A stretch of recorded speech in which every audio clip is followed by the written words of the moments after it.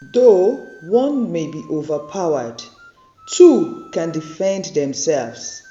A cord of 3 strands is not quickly broken. The sun was golden, stretching its warm fingers across the quiet streets as birds chirped softly in the distance. It was a Sunday morning, a day of peace, yet inside their home, silence reigned thick, suffocating, unbroken. Tinu moved from the kitchen, her hands steady as she dished out the steaming rice and stew onto the plates. She placed the food on the dining table, careful not to make a sound that would disturb the fragile balance they had settled into. Across the room, her husband, Kunle, adjusted his tie in the mirror, his face blank, unreadable. 5 years ago, love had filled this home like the aroma of fresh bread. In the morning, they had been best friends for years before taking the bold step into marriage, believing they had built a love that could withstand anything. But something had changed. 2 years into their marriage, Kunle had begun to withdraw. Conversations turned into sharp words, then silence, and sometimes silence turned into a slap. Yet, they still did everything as a family. They attended events, family functions, they smiled in public, they sat together in church every Sunday. To everyone else, they were the perfect couple, an example of a godly home. But was it still a home, or just a house they shared? Their 5-year-old daughter was the only spark in their world. As they sat for breakfast, she noticed the silence once again one morning. "Dad, Mom, why don't you talk while eating like before?" she asked, her innocent eyes scanning their faces. Kunle cleared his throat. "Mom and Dad have decided to talk in the room instead." Ewa frowned. "Is that how parents should talk? In the bedroom and not at the table?" Kunle hesitated. "Yes, for now, my baby. But can I still talk to you while eating?" she pressed on. "Anytime, any day," Tinu replied, forcing a smile. "Thank you, Mommy. I love you." Then she turned to her dad. "I love you too, Dad." Kunle exhaled, his features softening. "That's my girl. I love you too." And just like that, they went on pretending. Church was a grand affair, as always. The large compound bustled with families, couples, and children. Kunle and Tinu walked hand in hand, an act they had perfected over time, as they dropped Ewa at the children's church before heading to the main auditorium. The choir's ministration was powerful, leading into a deep time of worship. As the final note faded, the senior pastor stepped onto the altar, his voice ringing through the congregation. "Good morning, church. This is the day the Lord has made. We will rejoice and be glad in it." according to Psalms 118 verse 24. The congregation responded with a thunderous Amen. Today, we begin a new series, Married but Living Single. May the Holy Spirit open our hearts as we journey through these truths. Tinu's finger tensed in her lap. Kunle sat motionless beside her. What does it mean to be married yet living single? The pastor continued. Is it even possible? Sadly, many homes today look perfect on the outside but are crumbling within. The enemy is attacking families and some don't even realize it. The silence in the room deepened. Genesis 2:24 says, "For this reason, a man shall leave his father and mother and be joined to his wife, and they shall become one flesh." But are we truly with our spouses as the Bible puts it? Or have we become mere flatmates, living under the same roof, yet worlds apart? Tinu could feel Kunle shift slightly beside her. The words felt too personal, too real. The pastor continued, "I am believing God that before this series is over, our homes will become homes indeed.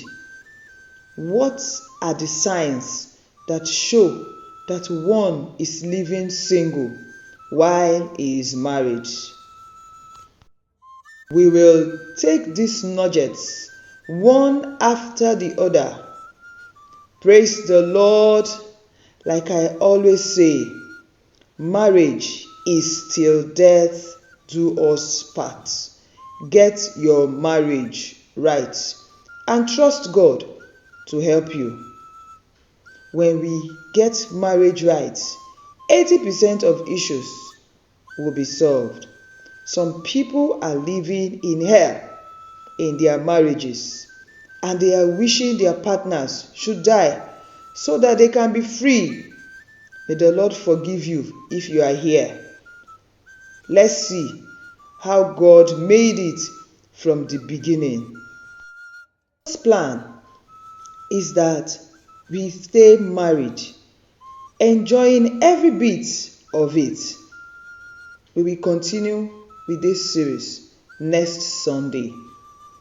As they were walking to the children's department, a couple walked up to them after exchanging pleasantries. The couple said, "Hope you enjoyed the service today."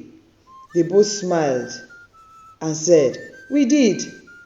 The couple responded, "That was a beautiful message and a very sensitive one. God bless Pastor. A lot of homes are under the attack of the devil and they don't know it. This is not the time for couples to miss the service, so we hope to see you guys next Sunday. Enjoy your week." As they got to the children's department, picked their daughter and drove home. Not one word in the car as they drove home. "Mom, how was your adult church today? Did you enjoy the service? Because in children's church today, it was fun. We talked about love. Our memory verse says, 'Love your neighbor as yourself.'" "That's beautiful, my dear," the dad responded. "The adult church was fun today, and we talked about love too." "Really? So, who is your neighbor, Daddy?" "Your mom, of course, and you before other people." The wife turned, looking at him in her mind, calling him a hypocrite. That evening, they tried to make up after 5 days of not talking to each other. They have heard the pastor's message and their daughter's message. The wife looked at him. Hypocrite, look at yourself. Ewa will not know that you are an hypocrite. Everything about you is fake. Tinu, it's okay now. At least let the message change us. Okay, I am sorry. Is it not it? At the end is I am sorry. Tinu said. It tickled her, and then she smiled. That night they made up. 2 weeks after, they were sitting together in the middle row in the church as the pastor mounted the altar. We are continuing with our series, Married but Living Single. Good morning, church. The church chorus, the greetings back. I have been receiving questions from couples since we started this series. I have been talking to some couples, but next Sunday, which is the wrapping up of this series, will be for questions and answers. Bring all your questions next Sunday, and then we will answer them. For this morning, let's continue with this series. We'll be looking at the signs to tell that one is married but living single. Number 1, couples who sleep in separate rooms. Yes, it may seem harmless. Oh, I need space. But over time, it builds a wall. A husband and wife should share one bed, for even in the darkest nights, companionship brings healing. In Ecclesiastes chapter 4 verse 11, if two lie down together, they keep warm. But how can one keep warm alone? 2. When sex becomes a weapon, something to be withheld as punishment or used as leverage, that is a dangerous road. 1 Corinthians 7 verse 5 warns us, do not deprive each other except by mutual consent for a time, so that you may devote yourselves to prayer. Then come together again, so that Satan will not tempt you. When you start using your sex as bait, then you are giving room to the devil to tempt you. 3. Malice. When malice becomes normal, husbands and wives going days without speaking to each other, yet smiling outside the home. This is not God's plan. In Proverbs 17 verse 9, it says, whoever would foster love covers an offense, but whoever repeats the matter separates close friends. If we cannot forgive in our marriages, how can we claim to love? These 3 nuggets, we need to really look into them. If you are here as a couple and you sleep in separate rooms, go back today, especially the wives, that your room, because I know women, they have a lot of things to carry, so their rooms are even too small, no matter how big they are. But from today, couples should sleep together. It helps couples to easily forgive each other. Also, husbands and wives that use sex as a bait, stop it, so that you do not give room to the devil that is going to and fro the earth, looking for whom to devour. Those that are not talking to themselves, how can you call yourselves husband and wives and you go for days without talking to yourself? You know the problem? That family, they don't pray together. Because if you make it a habit to pray together in the morning and at night, there is no how you will keep malice. Because in your conscience, you can't be keeping malice and come to the place of prayer together. So I'm urging us today, let's keep malice off our homes. It's a killer. I hope I have not offended anybody with these nuggets, because I can see faces. Everybody is looking moody. Hey, not in this church. Brothers and sisters, let us live in our marriages the way God has planned it for us. Do not give room to the devil. Tinu swallowed hard. The pastor's word cut deep, exposing wounds she had long ignored. A church. Spouse is the person sitting by your side. Say to him or her, I love you. Tinu's husband turned to Tinu as Tinu was looking at the pastor. Her husband said, I love you. If only he knew. As the church dismissed, Tinu was in front, walking faster than usual, heading to the car park instead of them walking together to children's department to pick their daughter. As she got to the car, her husband ran down. What happened, Tinu? Before he could say the next word, she landed a hot slap on his cheek. You hypocrite! Why did you talk to me in the church?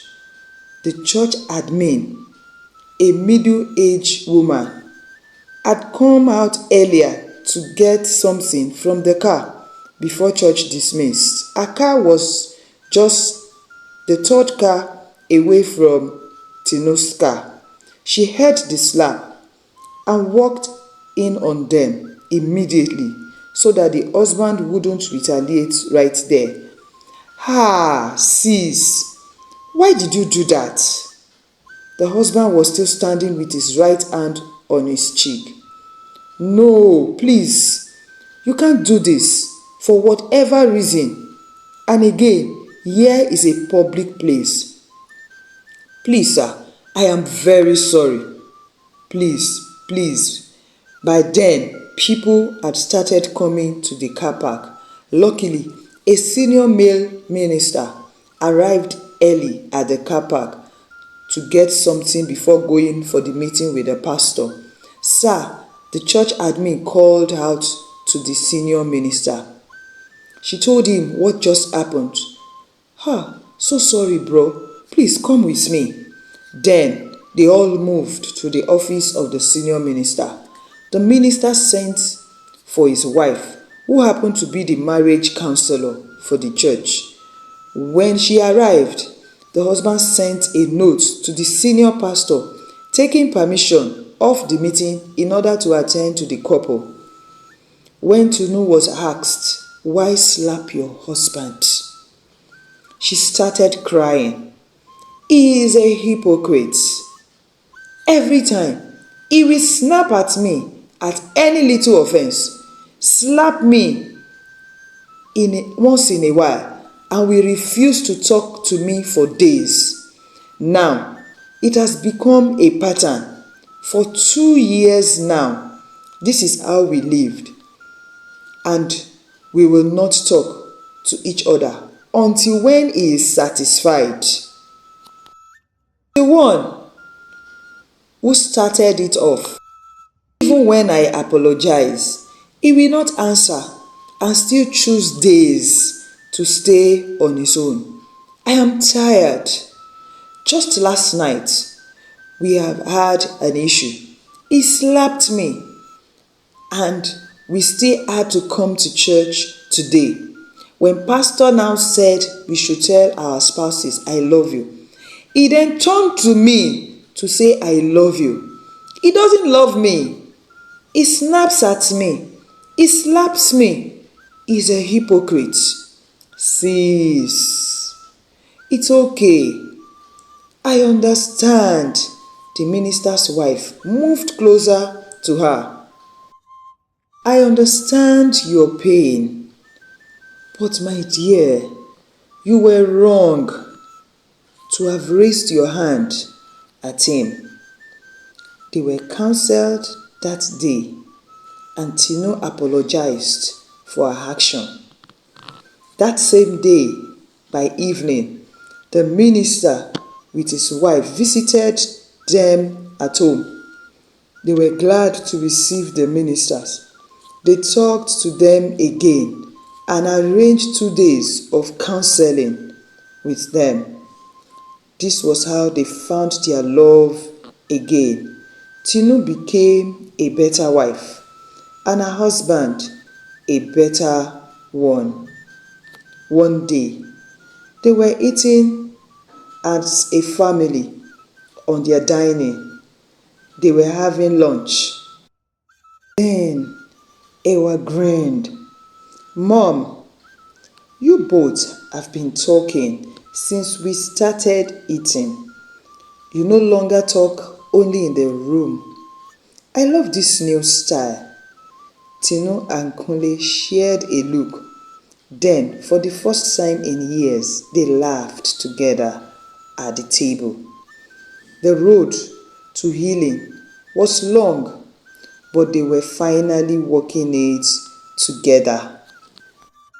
Next Sunday was the last Sunday of the series, married but living single. They were a different, refined couple that Sunday morning. "Honey, I am set," Kunle said. "Come, let's be on our way. I don't want us to miss the opening prayer. I am almost through with my makeup. Oh yeah, women and all the extras." "Yes, so all for you, my baby," Tinu said. By the time she came into the living room, Kunle looked at her and couldn't take his eyes off her.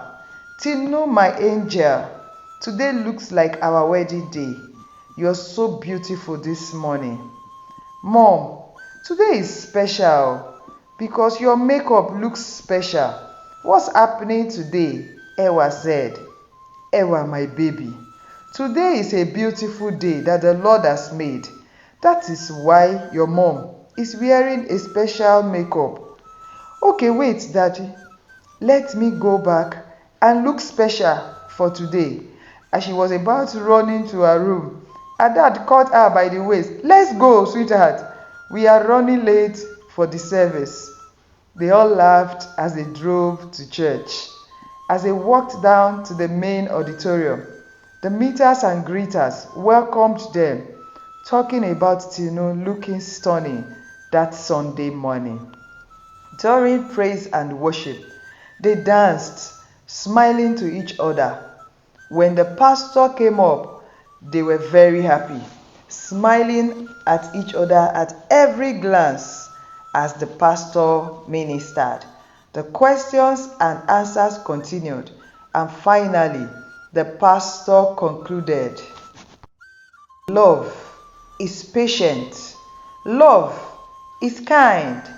It keeps no record of wrongs. Love never fails." 1 Corinthians 13:4-8. Shall we share the grace? After the service, they walked gracefully together to the car park and drove closer to the church reception.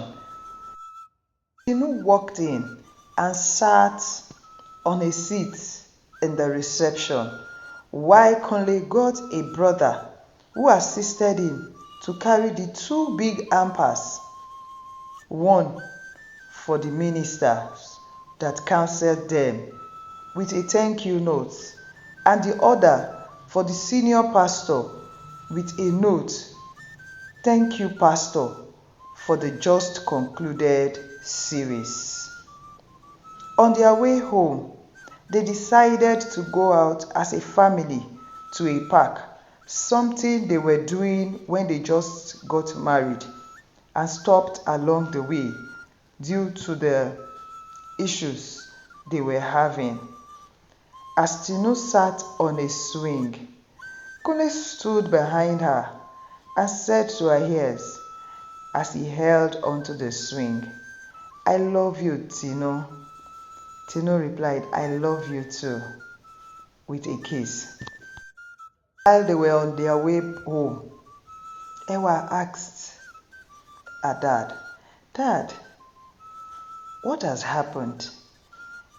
I like this idea of going out to the park after church, at least once in a while, so that I can have fun time with other kids at the park." My dear Ewa, this has come to stay. Don't worry. I will make sure that we go out to the park as often as we should, so that you two can have fun with other kids. "I love you, Daddy." She gave him a peck. "I love you, Mommy." She gave her a peck. That night, while they were in bed, Tinu and Kunle couldn't sleep because they had a lot to talk about. "Tinu, you are a strong girl. In fact, you are so bold. Hey, I fear you. Oh. Look at how you gave me that slap." Do you know what I was seeing? I was seeing stars. Do you still remember that? Please don't bring it up. Don't bring it up. It's okay. That day, do you know what was going through my mind? I said, hey, this lady, if I'm not careful, one day she will break my head. Haba. I'm not going to do that. I was just angry. The whole thing was just too much for me. But that's okay, just by the way. Wow. Are you in such a marriage like that of Tinu and Kunle? I hope and I trust that you have picked something from this story today. Let us do the needful, and my prayer is that our homes will be restored, our marriages will come alive again. My story, please do well to write in the comment section your interest in the story or whatever you would like to ask, so that we can all rub minds together. If you have not subscribed to my channel, please do so. If you have not been sharing my story, share this story with your loved ones. Help somebody's marriage today. Get to like this story. If you love what I am doing and you would like to support me, please buy me a super thanks. I appreciate your time spent on my channel. I do not take your support for granted. Until I come again your way with another interesting and educating story. Bye for now.